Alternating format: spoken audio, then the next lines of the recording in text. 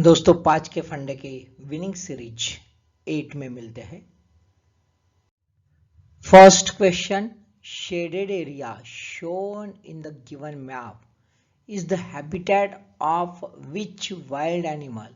कौन सा वन्य जीव है जिसका ये शेडेड एरिया जो मैप दिख रहा है इंडिया का, ये उसका हैबिटेट है। A Indian bustard, B Indian rhino, C Himalayan white bear and D vulture, है ना। तो कौन सा है, करेक्ट क्लिक। ओके, ठीक है, सिंपल सा क्वेश्चन है। शेडेड एरिया आपको दिख रहा है, ये एरिया है, ये देखो यहाँ पे पाकिस्तान का एरिया भी है, पूरा हिमालयन एरिया है, ये नॉर्थ ईस्ट तक, ध्यान में आया, ठीक है। ओके, क्लिक करूं, आपने क्लिक किया, very good. Answer is B Indian rhino. Indian rhino का ये हैबिटेट है। न्यूज में इसलिए दोस्तों कि अभी ओरांग नेशनल पार्क जो है आसाम में, ओरांग नेशनल पार्क, ये ओरांग नेशनल पार्क में राइनो मिला है कि जो जिंदा तो है, कोई प्रॉब्लम नहीं है, लेकिन उसका हॉर्न गायब है और काफ़ी इंजरी, उसके वो एरिया जो था हॉर्न का एरिया, उसमें ज़बरदस्त इंजरी और ब्लीडिंग होते हुए देखी है। ये ओरांग नेशनल पार्क में पाया गया, तो ये एक खतरा जो है हमारे जो वाइल्ड कंजर्वेशनिस्ट है उसके लिए एक खतरे की घंटा है। अब राइनो जो है ये शेड्यूल 1 में आता है, शेड्यूल 1 एनिमल है under the wild life protection act 1972, है ना। तो ये आप यहाँ पे ध्यान में रखो, ये जो है ये पॉइंट ये दिख रहा है, this the Orang national park, है ना, ये ओरांग नेशनल पार्क है, इसका ये एरिया है। Second, GSLV MK3 rocket is a 3-staged rocket, 3 stage वाला रॉकेट है। Which stage used solid propellant, इसमें से कौन से स्टेज में सॉलिड प्रोपेलेंट ईंधन यूज किया जाता है। A first stage only, B second stage only, C first and second stage only and D all stages. Answer देख लेते हैं, क्लिक किया आपने, okay very good. Answer is A first stage only, first stage में ये use होता है ना। देखो फर्स्ट स्टेज है सॉलिड प्रोपेलेंट, सेकंड स्टेज है लिक्विड प्रोपेलेंट और थर्ड स्टेज है क्रायोजेनिक प्रोपेलेंट। ऐसे 3 स्टेज में 3 अलग अलग प्रोपेलेंट होते हैं ये GSLV MK3 रॉकेट में। न्यूज में इसलिए है, ISRO test booster for Gaganyaan. Gaganyaan जो है उसमें MK3 जो है इसका इंजन का यूज करने वाले हैं और इसी वजह से ये इंपॉर्टेंट है। अब इसका टेस्ट जो है, सक्सेसफुल टेस्ट कहां पे हुआ, तो सतीश धवन स्पेस सेंटर श्रीहरिकोटा यहां पे हो गया, है ना। अब ये जो बूस्टर है ये कौन सा है, तो HS-200 सॉलिड रॉकेट बूस्टर। इसका कौन सा टेस्ट हुआ है, स्टैटिक टेस्ट हुआ है, एक्चुअल टेस्ट नहीं हुआ है ना। मतलब एक जगह जो है माउंट किया जाता है ये इंजन को, ये बूस्टर को, और वहां पे इसको थ्रस्ट दिया जाता है। किसने बनाया है, design by Vikram Sarabhai space centre Thiruvananthapuram, इन्होंने बनाया है। अब एक्चुअली HS-200 बूस्टर, इसके बारे में देखा जाए तो ये ह्यूमन रेटेड वर्जन माना जाता है ऑफ S-200 रॉकेट बूस्टर। अब S-200 रॉकेट बूस्टर ये ऑलरेडी GSLV में यूज किया गया था, MK3 GSLV MK3 में यूज किया गया था। इसकी लेंथ अराउंड 20 मीटर है और डायमीटर 3.2 मीटर है। ये दुनिया का सेकंड लार्जेस्ट बूस्टर है जो सॉलिड प्रोपेलेंट यूज कर रहा है। अब ये सेफ्टी मेजर्स में भी इसने टेस्ट में ये पास कर लिया है और ये दुनिया का मोस्ट पावरफुल इलेक्ट्रोमैकेनिकल एक्चुएटर्स जो है उसमें ये आता है विथ मल्टीपल रेडंडेंसी, इसलिए ये सक्सेसफुल टेस्ट जो है इंडिया में एक माइलस्टोन माना जाता है। Third question, consider the following statements. 1. Governor can pardon the life term of any person convicted of any offense against the state laws. यानी ये स्टेटमेंट ये कहता है कि राज्य का जो कायदा है, स्टेट का लॉ जो है, इसमें कोई भी बंदे को यदि कन्विक्ट करते हैं किसके लिए, लाइफ टर्म, जीवन काल के लिए, लाइफ टर्म के लिए, तो उसको पार्डन करने का अधिकार किसको है, माफी का अधिकार गवर्नर को है। ये पहला स्टेटमेंट। दूसरा है, governor can refer the case of pardon for a life term of any person convicted of any offense against the state laws to the president of India, है ना। भारत के जो राष्ट्रपति है उनको कोई भी ऐसी केस है जिसमें पार्डन करना है लाइफ टर्म के कॉन्टेक्स्ट में, जिसमें स्टेट लॉज के कॉन्टेक्स्ट में उसको लाइफ टर्म हो गया है, तो ये प्रेसिडेंट ऑफ इंडिया के लिए रेफर करने का अधिकार गवर्नर को है। पहले इसमें कहा है कि लाइफ टर्म में पार्डन करने का अधिकार स्टेट लॉज में गवर्नर को है, और दूसरे इसमें कहा है कि गवर्नर जो है प्रेसिडेंट को रेफर कर सकता है ऐसी केस। दो स्टेटमेंट है और दो अलग अलग है एक ही कॉन्टेक्स्ट में, तो थोड़ा सा समझ लीजिए आप। ध्यान में आया? क्लिक करो अभी। ओके, ए आंसर 1 सिंपल है। जब ये हो सकता है तो ये नहीं, और ये नहीं हो सकता तो ये, इस ढंग से है। लेकिन हम थोड़ा सा कंफ्यूज हो जाते हैं, हमें ये लगता है कि भाई गवर्नर जो है कोई भी चीज रेफर कर सकता है प्रेसिडेंट ऑफ इंडिया के लिए, लेकिन इसमें ऐसा नहीं है।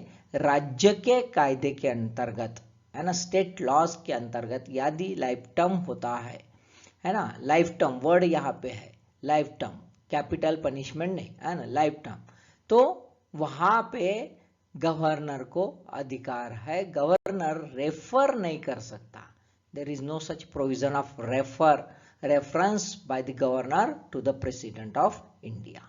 दोस्तों, न्यूज में इसलिए आया है कि सुप्रीम कोर्ट ने हाल ही में तमिलनाडु गवर्नर ने जो रेफर किया है केस पार्डन का प्रेसिडेंट ऑफ इंडिया को, इसके कॉन्टेक्स्ट में जो चैलेंज हो गया ये रेफरेंस, इसको रिजर्व कर दिया है।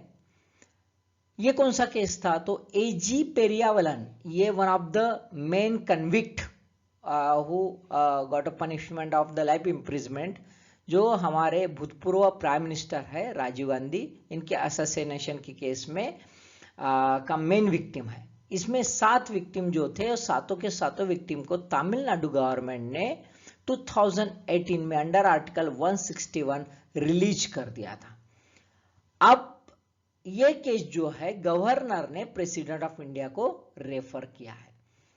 अब आर्टिकल 161 क्या कहता है? The governor of state shall have, word shall have the power to grant pardon, reprieve, respite, remission of punishment, or to the suspend, remit or commute the sentence of any person convicted of any offense against any law relating to matter to which executive power of the state extend। यानी state law के under में यदि life imprisonment होती है तो उसमें pardon करने का अधिकार गवर्नर को है।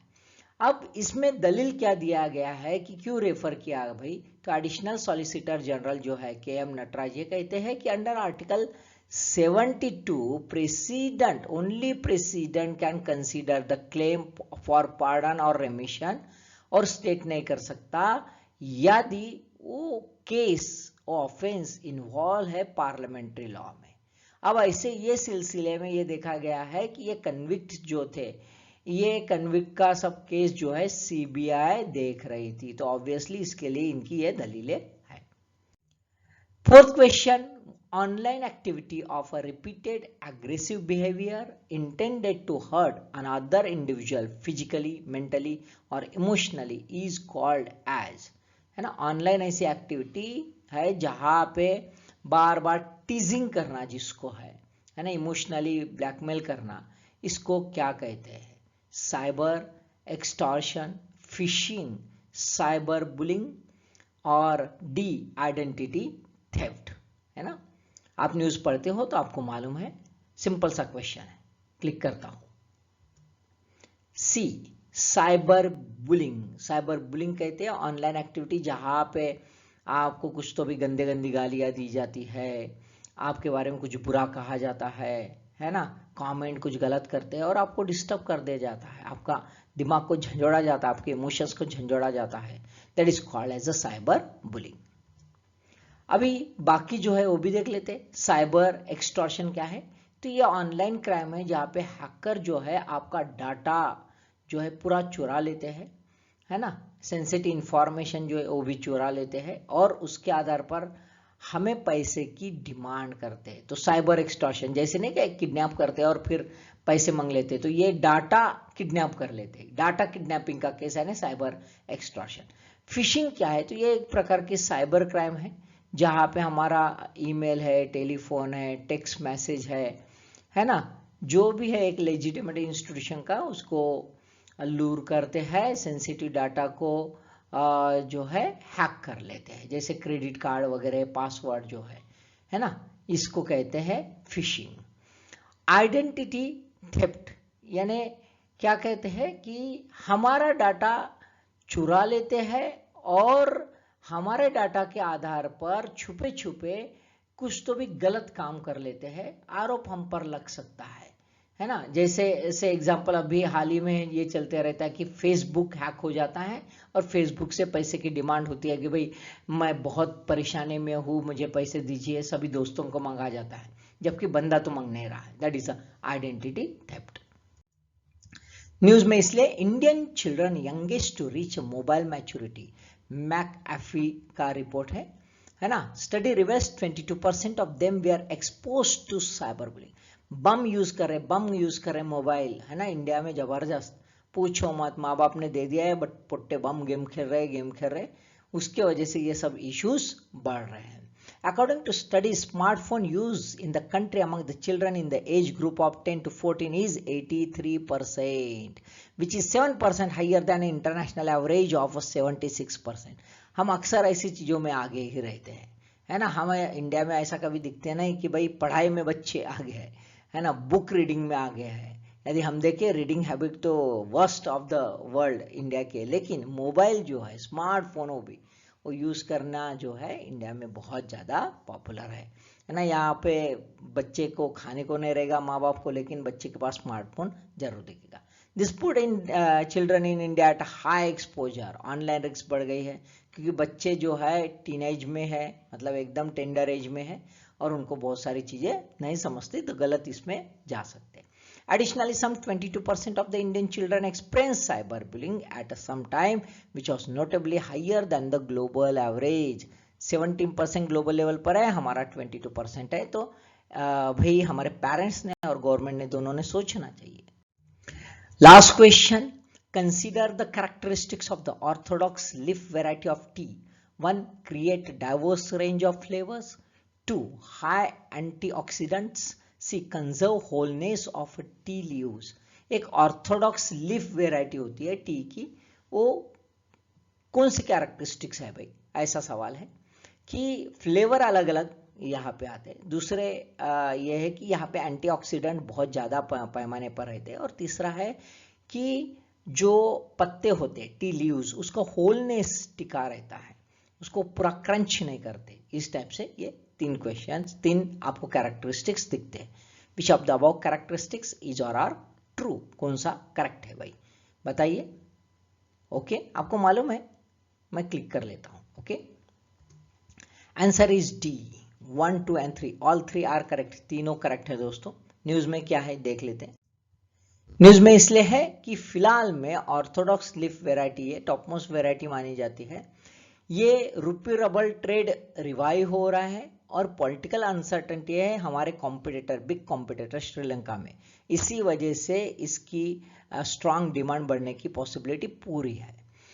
अब खास बात है कि जितने भी CIS कंट्रीज है इसमें रूपी रबल ट्रेड चल सकता है ना। अब इसी वजह से ये डेस्टिनेशन कंट्रीज भी है ये ऑर्थोडॉक्स वेराइटी की, और इसी वजह से हमारा इंडिया का फायदा हो सकता है, ये पॉसिबिलिटी ज़्यादा है। अब ये जो एक्सपोर्टर्स है ये कहते हैं कि भाई श्रीलंका में पिछले वक्त जो ऑर्गेनिक फार्मिंग का फंडा चल रहा था और अभी इकोनॉमिक क्राइसिस चल रही है, इसी वजह से यहाँ से 20 to 30% जो है प्रोडक्शन डिक्लाइन होने की पूरी पॉसिबिलिटी है। तो इसका फायदा इंडियन जो ट्रेडर्स है वो ले सकते, ये इसका न्यूज़ है। अब ऑर्थोडॉक्स प्रोडक्शन जो है इसके 5 स्टेजेस रहते हैं। पहला है प्लकिंग, तोड़ना, है ना, विदरिंग, उनको जो है सुखाना एक प्रकार का, रोलिंग, फिर ऑक्सीडेशन और आखिरी में फायरिंग। इस ढंग से ये स्टेजेस है। इसमें ग्रेड्स है, जैसे गोल्डन टिप, ये सबसे टॉप मोस्ट ग्रेड है। बाद में finest tippy golden flowery orange pekoe first grade है। बाद में tippy golden flowery orange pekoe first grade है। बाद में tippy golden flowery orange pekoe है। बाद में fancy tippy golden broken orange pekoe है। तो थोड़ा ध्यान में रखिए। तो ये 5 क्वेश्चंस आप समझ लीजिए। All the best.